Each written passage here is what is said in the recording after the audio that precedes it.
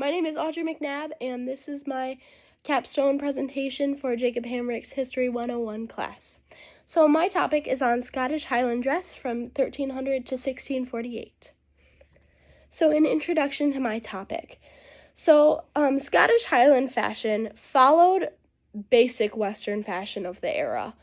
Although they were on the same continent as Britain, the same island, they still did follow the rest of Western civilization was wearing, but it was a little bit different because living in the Highlands came with a different climate and a different lifestyle, and that had to be accounted for when getting dressed in the morning. It had to be, you had to account for the wind, you had to account for the harsh climate, you had to account for your daily tasks, and all of that was kind of different from what the rest of Europe was doing at the time. So clothing influences everything people do in a time period, and that's why I chose to study this topic. So my main argument is that in knowing what was worn, historians can get a better understanding of what life was like during a time period, especially this time period, and especially in Scotland, because there is not a lot, I feel, known about Scotland in comparison to other civilizations, and I think that needs to change. All right, so before we begin, I'm going to talk about my sources. I used a lot of museums, the Scottish Tartans Museum and Heritage Centre, the Edinburgh University Press. Those were big ones. Those were very helpful. They have done a lot of research and exhibits about tartan and dress history in Scotland. I also used a few independent researchers, Meister Gwilyn, Ab Owen, I believe that's how you pronounce it in Gaelic, and Mara Riley. They were two independent researchers, two dress historians who did amazing research about menswear in the Highlands during the era that I had chosen, as well as Project Broad Axe, which was a project about Scottish bonnets, which I thought was really interesting.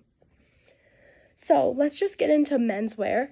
So at this time period, excuse me, men were wearing a version of a tunic called a lane.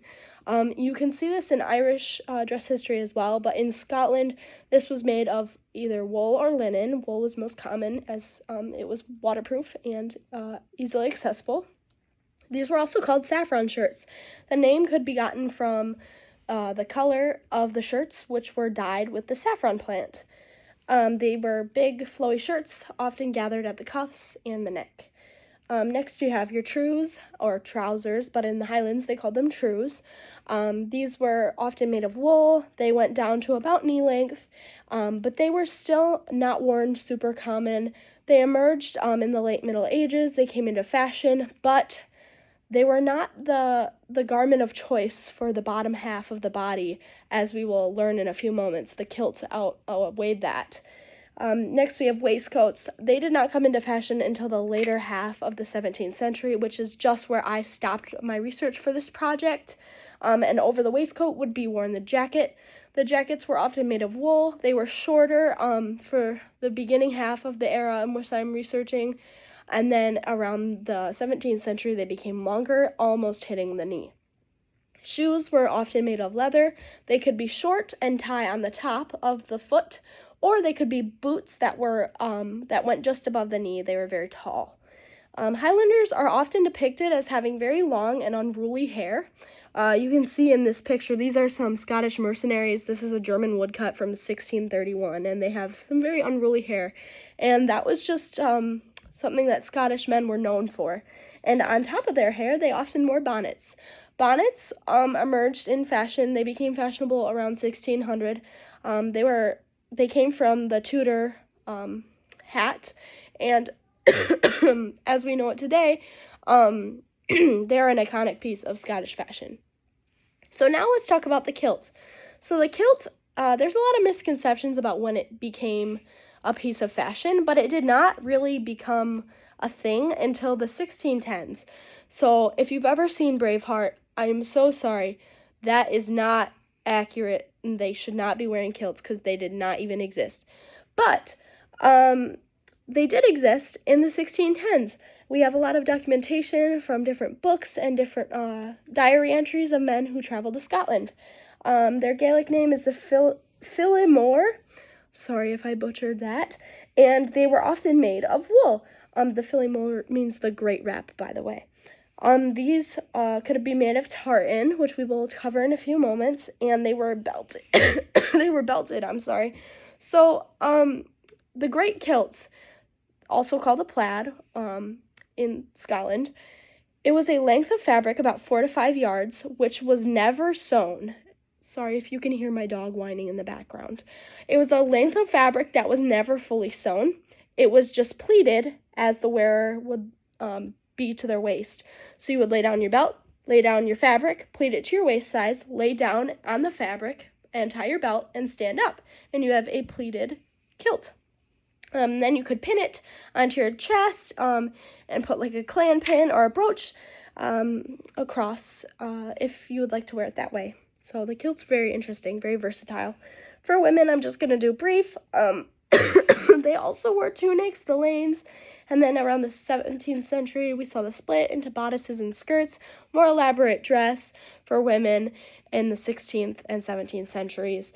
Their dresses and tunics were often made of wool. It's a very versatile fabric, accessible, and waterproof. Big one for Scotland. If they could have tartan designs, and the women's version of the plaid is called the Arised.